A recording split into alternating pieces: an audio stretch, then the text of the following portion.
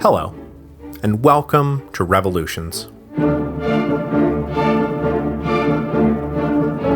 Episode 6, The Solemn League and Covenant. In the autumn of 1643, the course of the First Civil War was running very much in the king's favor. Royalists controlled the north and had wiped out the parliamentary army in the west. But the two main battles so far, at Edgehill and Newbury, had essentially been draws, so Parliament was by no means begging for mercy, especially because they had an ace up their sleeve that they were about to wriggle out onto the table. But before we get into that, I want to circle back around to Ireland. When last we left it, the Old English had just joined in the rebellion launched by the Old Irish, knocking the royal administrators pretty far back on their heels. A couple thousand English troops had been sent over as Charles and Parliament were getting ready to declare war on each other, but after that, men and material were obviously being diverted to the brewing conflict in England. But the devoutly Protestant MPs left in Westminster were not just giving up on the idea of putting down the Catholic rebellion in Ireland. Plus, the Old English had joined the Old Irish on the condition that the rebels swear loyalty to the king, even as they revolted against his administrators, which meant that Parliament was now concerned Charles would be able to turn these rabid Catholics into an army he could use against them in England. I should note, though, that the king was considering no such thing. He had wanted to halt the rebellion to free up the English troops stationed in Ireland to come over and fight for him, not the Irish rebels.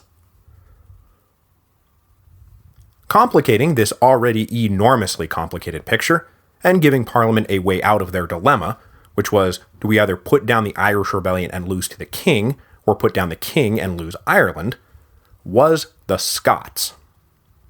I almost talked about this in episode 1, but dropped it because I didn't want to make things too confusing right out of the gates, but something like 2/3 to 4/5 of the settlers in Ulster were actually Scottish Presbyterians.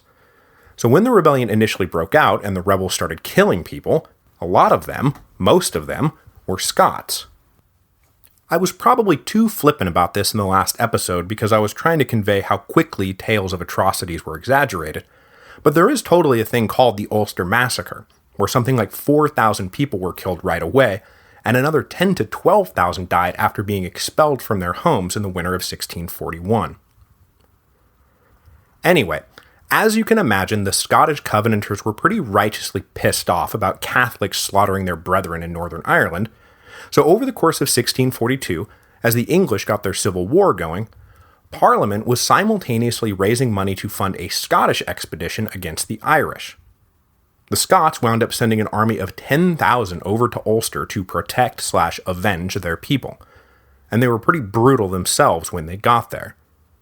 Through 1643, the rebellion in Ireland then transformed into more of a stalemate between three interconnected parties: the rebels, Catholic Old English and Old Irish, the English Royalist garrison still holding on to their eastern strongholds like Dublin, and then this invading Scottish army.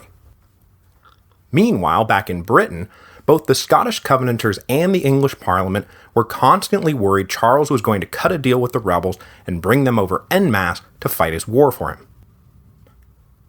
In September of 1643, all these threads joined together right around the time Charles and Essex were having it out at Newbury. On September the 15th, 5 days before Newbury, the English royal forces in Ireland signed a one-year truce with the rebels called the Cessation, which would allow the English forces to head home and fight for the king, because as I mentioned, that was Charles's plan.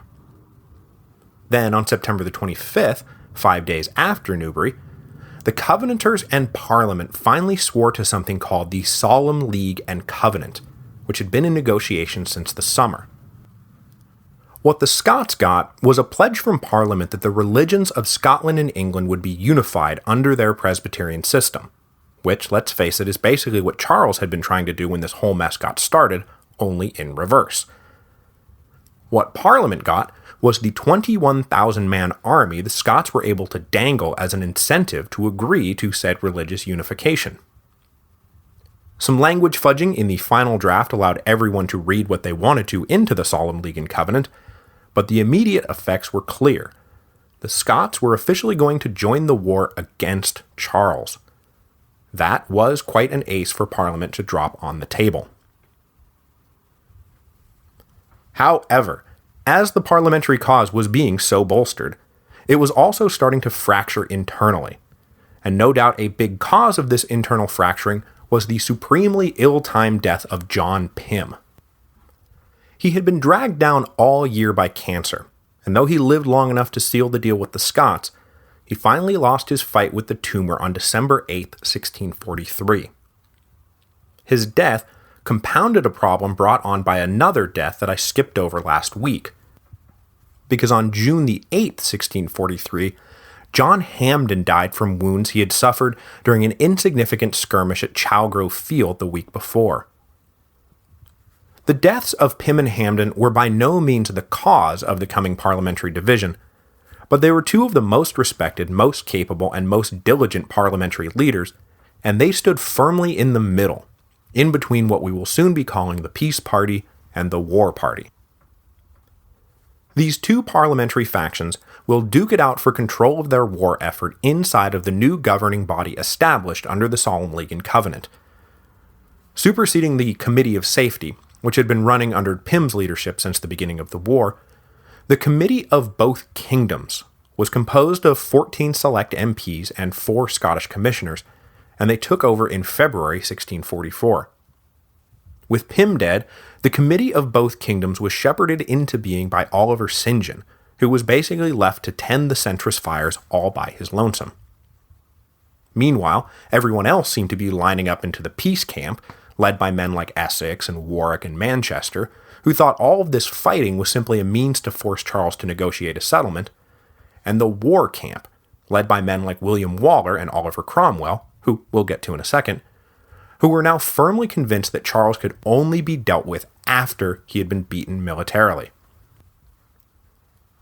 While the details of the new governing committee were being worked out, the Scots crossed the River Tweed with their 20,000-plus man army in January 1644, once again led by Alexander Leslie, who, you'll recall, had commanded the Covenanters during the Bishops' Wars. Unfortunately for you, Leslie has since become the Earl of Leven, so now we have to call him the Earl of Leven. I'm sorry, I didn't make up these rules, but I am starting to regret following them. The parliamentary hope was that the arrival of Leven and the Scots would turn the tide in the north, and that's pretty much what happened. As spring approached, Parliament then also put the finishing touches on William Waller's new Western Army and a greatly expanded Eastern Association Army commanded by the Earl of Manchester. So Parliament was feeling pretty good about their chances, and the only person who seemed put off by all of this was the Earl of Essex. Essex saw himself as practically the vice-regent of the parliamentary cause, and he had just spent the winter watching men, money, and arms that should have been his being siphoned off to Waller and Manchester, neither of whom he personally got along with, particularly Waller. But the Committee of Both Kingdoms was adamant that Essex's army not be the only army in the field, especially since some of them believed that Essex wasn't really pursuing this war with exactly the right amount of zeal, because he was angling for a major role in a post-settlement royal administration. As part of the finishing touches on the Eastern Association Army, Parliament gave the Earl of Manchester a new second-in-command and general of the cavalry, a man who we can put off no longer, Oliver Cromwell. Oliver Cromwell was born in April 1599. The Cromwell family owned extensive property around Huntingdon, but because his father had been a younger son, the estates that Oliver inherited in 1617 qualified him for the lesser gentry, but not much more than that. But the Cromwells were historically connected to the Montague family, that is, the Earls of Manchester, a connection which landed Cromwell in the Parliament of 1628 as a minor backbencher, albeit one loyal to the opposition. At some point here in the late 1620s, Cromwell apparently went through a particularly dark night of the soul, manifested by depression and illness. And though it's tough to tell exactly what effect this had on him, by the early 1630s we find him a passionate and godly Puritan. He struggled for 5 years after being forced to move out of Huntingdon in 1631, but in 1636 his rich, childless uncle died, and Oliver Cromwell suddenly found himself running a pretty decent-sized estate near Cambridge. When the short and long parliaments convened, he was elected MP for Cambridge and was an outspoken, if still minor, member of the opposition. But the fact that his cousin was John Hampden strengthened his ties to the inner circle of the Puritan dissidents. When the war broke out, he immediately started recruiting a cavalry force for Parliament, and fought at Edgehill, where he was taught a valuable lesson in the importance of well-disciplined cavalry, both from Parliament's terrible showing and from Rupert's failure to turn and win the war right then and there. He then went back home and spent the summer of 1643 as governor of Ely and a colonel in the original incarnation of the Eastern Association Army. Anytime he got the chance to fight, he proved himself as an eminently capable cavalry officer, and when it came time to name a Master of the Horse for the expanded Eastern Association Army in early 1644, Cromwell got the job, no doubt in part because of his connection to its new commander, the Earl of Manchester. That said, as we will see next week, that connection did not prevent Cromwell from pretty quickly growing dissatisfied, and vocally so, with his patron's generalship. So up to this point, Cromwell has been minor gentry, a backbench MP, and just another cavalry colonel in a war full of cavalry colonels. From this point on, however, his star is about to start blinding everyone, and in about 5 years, he'll be the King of England in all but name. When the war started up again in the spring of 1644, the various campaigns collectively tilted Parliament's way, but they almost had as many setbacks as they did victories, and by the end of the year, the growing war party was convinced that they needed to completely overhaul their strategy if they were actually going to win this thing. We'll start this week out in the west, where William Waller marched off to at the head of 5,000 infantry and 3,000 cavalry in March. His friend and rival Sir Ralph Hopton, now recovered from the injuries he had suffered the year before, had been reinforced, but he still only commanded an inferior army of 3,200 infantry and 3,800 cavalry. This Royalist army was slowly moving east to try to come up on London from the south. Waller's job was to stop them. In late March, the two armies made contact and started maneuvering around each other, but Waller finally got sick of being spun around and decided to stand and fight at Cheriton on March 29th. In the ensuing battle, the Royalists waged a mostly defensive fight, but at a critical moment one of their infantry regiments advanced too far forward, and Sir Arthur Hazelrig, one of the 5 members Charles had tried to arrest, exploited the hole with the help of his cavalry brigade, nicknamed the Lobsters, because they were one of the very few armored cavalry units of the war. The tide then turned decisively against the Royalists. But despite the defeat, Hopton was able to withdraw his guns and keep what was left of his infantry intact. His advance halted, though. Hopton was ordered to bring his remaining Royalist forces up to Oxford to reinforce the King's main army. So the Battle of Cheriton was the first out-and-out victory for Parliament in the war. Meanwhile, up in the north, things were about to go even better for Parliament. With the Scots entering the war, the Fairfaxes were able to go back on the offensive, and over the winter they routed the first contingent of forces sailing over from Ireland following the signing of the cessation. After the Scots laid siege to Newcastle for 2 months, Leven met up with the Fairfaxes in mid-April, and together they planned their next move. Now on the defensive, the Earl of Newcastle, the commander of Northern Royalist forces, remember, pulled 6,000 infantry and 5,000 horse together into York. But when he discovered that the plan Leven and the Fairfaxes had come up with was to besiege York, he ordered his cavalry out of the city so they wouldn't get trapped. As the parliamentary forces closed in on York, Prince Rupert was over in Shrewsbury, or Shrewsbury, depending on who you talk to, with 8,000 men. In late April, he started marching northish, there's a map at revolutionspodcast.com, gathering additional forces along the way, including eventually the Earl of Newcastle's cavalry. But no one knew exactly what his intentions were at this point. Was he going to turn northeast and relieve York, or was he going to turn south and reinforce the king? Because at that same moment, Charles is, really, facing total destruction. After the victory at Cheriton, the committee of both kingdoms smelled blood in the water, and decided to order all their forces, that is, the armies of Waller, Essex, and Manchester, to march on Oxford and hopefully bring the king to a final battle. But with Rupert on the move, and York tantalizingly close to falling, the committee decided to break off the Eastern Association and send them up to guarantee victory in the north, which left Essex and Waller to coordinate a campaign against Charles. And as I mentioned, Essex and Waller pretty much hated each other's guts at this point. Charles was getting reports through May that two parliamentary armies were gunning for him, Waller from the southwest and Essex from the southeast, and he scrambled to draw in every available company he could find to reinforce his position. On May the 30th, though, the king was nearly surrounded. But then Parliament blundered away the advantage. The committee, you see, had received two pieces of information. One was that the parliamentary-held city of Lyme was under siege and near falling, which was true. The other was that Charles had finally seen the light and was about to come to London to negotiate an end to the war. That was total nonsense. But it was nonsense the committee was eager to believe. So they snatched defeat from the jaws of victory by ordering Essex to send part of his army to relieve Lyme, while they themselves prepared to greet the king. Charles, of course, had no intention of going to London and negotiating, but that did not mean he didn't want to get out of Oxford and fast. So at the beginning of June, he marched south at the head of 2,500 foot and 3,000 horse, and kept marching south just long enough for Waller to buy it. When Waller bought it and started marching east to intercept, Charles immediately wheeled around and raced northwest towards Worcester.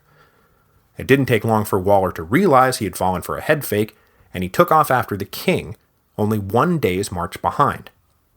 Essex, meanwhile, was only 2 days behind the king. If they ran Charles down, outnumbering him as they did, June of 44, king captured, end of war. But then Essex did something super lame. On June the 6th, he and Waller met to coordinate the next move. At this meeting, Essex announced that he was breaking off pursuit to march down and relieve Lyme. Waller was dumbfounded. Essex then went on to say that Waller should keep going, but wait until he had met up with approaching reinforcements before bringing the king to battle. Waller protested, but Essex pulled rank. Then he just marched off toward Lyme.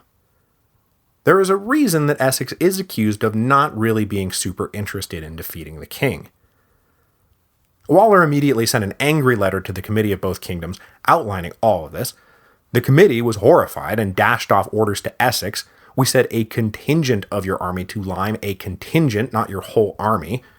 But Essex ignored them and just kept marching. By now, of course, Charles had reached the temporary safety of Worcester. As all of this was unfolding, Rupert was still marching along, picking up troops and seizing every town he passed. As the march progressed, it took on an increasingly brutal tone. Towns that held out were sacked mercilessly. Defenders who did not immediately surrender were offered no quarter. But the ultimate objective of the march was still unclear, as Rupert remained in a position to either head south and relieve the king, or head north and relieve York. When the king got to Worcester, though, he sent off orders to Rupert that York was to be the objective. But the orders were ambiguously worded, and apparently Rupert kept them in his pocket for the rest of his life, so he could produce them any time someone started giving him crap about what's about to happen at Marston Moor. The orders commanded Rupert to march on York, and only come back down south if A, he found York already captured, or B, the area free of enemy troops. But what about the most likely scenario? C, that York is still holding out, and there is a big enemy army in the area. In that case, the orders clearly implied that Rupert was to attack. So, that's what Rupert is about to do. And he's got the orders to prove it if you want to start giving him crap about what happened at Marston Moor. Meanwhile, the king was sizing up his options, and decided that his best play would be to head back to Oxford and try to rejoin the infantry and artillery he had been forced to leave behind when he fled. With only Waller's army now to contend with, he could risk the trip back, and if he was able to link up with his Oxford troops before Waller engaged him, the king might be able to turn the tables on his enemy. He left Worcester heading northwest, once again head-faking Waller, who thought the king might be trying to link up with Rupert, not knowing, of course, that the king had ordered Rupert off to York. When Waller rushed north to block this imagined move, the king doubled back and sped for Oxford. Waller then doubled back himself, and the two armies maneuvered around each other for a few days until they finally met at Cropredy Bridge on June 29th. Both armies fielded 5,000 cavalry apiece, but Waller held a slight infantry advantage. The ensuing battle was really more of a draw in that as night fell, both armies were still facing each other. But in the fighting, Waller had lost 700 men and 11 guns, while the king had suffered almost no casualties at all. The Royalists, though, decided to withdraw that night, fearing approaching parliamentary reinforcements. But they really didn't have much to fear, because Waller's army was utterly demoralized by the fight, and that's what turns Cropredy Bridge from an arguable draw into a clear Royalist victory. The next day, regiments from the Midlands and the London train bands demanded to go home. By the time Waller started releasing these increasingly mutinous troops, heavy desertions had already devastated his ranks. The parliamentary army was now half what it had been, and Waller was now firmly convinced that local militias and part-time soldiers were never going to win the war. Parliament needed a professional standing army, or it was going to lose. Back up in the north, Rupert was approaching York. The combined parliamentary forces circling the city, that is, the Scots led by Leven, the Northern Army led by the Fairfaxes, and the Eastern Association troops led by Manchester and Cromwell, numbered some 28,000 men, the largest force we've seen in the war to date. But they weren't going to be able to fight the approaching Rupert pinned against York, so on June 29th, as Charles and Waller were fighting at Cropredy, the parliamentary forces re-mustered 7 miles west of York, on the broad expanse of Marston Moor. They thought they were blocking Rupert's path, but the prince doubled back and swung above them, coming into York from the north, allowing him to link up with the Earl of Newcastle and his York garrison, which was critical because even with the addition of the York garrison, Rupert was only going to have 18,000 troops at his disposal to face 28,000 Roundheads. When he went off to fight the battle he thought he had been ordered to fight. The parliamentary commanders, for their part, were actually convinced Rupert's plan was to continue sweeping south, and thus relieve York by forcing them to chase after him. But as the parliamentary army started to march on July the 2nd to prevent Rupert's plunge into the Midlands, someone looked up and noticed that the prince was actually gathering up his whole army on Marston Moor, and was looking for all the world like he wanted a battle. Even though Rupert was lined up with his men by 9 a.m., the all-important York garrison didn't actually show up until mid-afternoon, because their infantry commander, get this, held a grudge against Rupert for something that had happened years earlier on the continent, and was actually trying to obstruct the prince's war effort. But the parliamentary forces couldn't take advantage of this delay, because their lines were strung out across 8 miles and they were scrambling to get back into fighting position. So it wasn't until evening that everyone was actually in place, and even then, they just stared at each other over a shallow valley for a few hours. Neither side wanted to move first, because it meant that they would soon be marching uphill at the enemy, and that is just a bad way to fight a battle. As 7 o'clock neared and a storm approached, Rupert huddled with Newcastle and they decided battle would wait until the morning.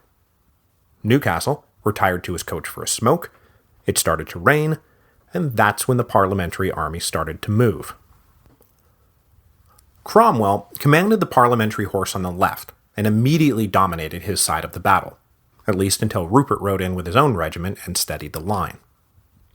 On the other side of the battle, though, Sir Thomas Fairfax's cavalry was being routed by Sir George Goring's Royalist horse. With Fairfax in retreat, Goring was able to then turn and take a devastating plunge into the flank of the Scottish infantry. At this point, all 3 of the parliamentary generals thought that they had made a huge mistake by ordering an attack. But when Cromwell re-beat the Royalist cavalry on his side of the battle, he did not go chasing after his defeated opponents. Instead, he held up and took stock of the situation. And that's when Thomas Fairfax came riding around the back of the Royalist line. When his cavalry had broken, Fairfax wound up charging forward rather than retreating, and then had swung around the battle to warn Cromwell that Parliament was losing badly on the right flank. So, together, they led Cromwell's cavalry the way Fairfax had just come, around the back of the Royalist lines to see if they couldn't turn the tide. Sir George Goring was still having his way with the Scottish infantry when Cromwell and Fairfax came charging in from the direction of his own lines, which is not at all where he was expecting any attack to come from. Blindsided, Goring's cavalry was driven off, and the parliamentary infantry was able to regroup. With both Royalist cavalry wings now gone, the already outnumbered Royalist infantry just started getting annihilated. Most of them tried to surrender, but the Earl of Newcastle's personal regiment, the famous Whitecoats, refused quarter and kept fighting for a whole nother hour until there were only like 30 of them left. In all, upwards of 5,000 Royalist troops now lay dead. The Battle of Marston Moor, the biggest battle of the war so far, turned out to be a smashing parliamentary victory. The next morning, Prince Rupert blasted out of York with his 6,000 remaining troops, telling the Earl of Newcastle to raise another garrison and try to hold the city. But for Newcastle, the war was over. Claiming he couldn't stand the idea of being a laughingstock back at court, he slipped away and sailed for the continent. 2 weeks later, the remaining troops in York surrendered under generous terms offered by Lord Fairfax. Parliament now controlled the north, and they would never give it up. Marston Moor closed that theater of the war. But down south, things were about to follow a different course.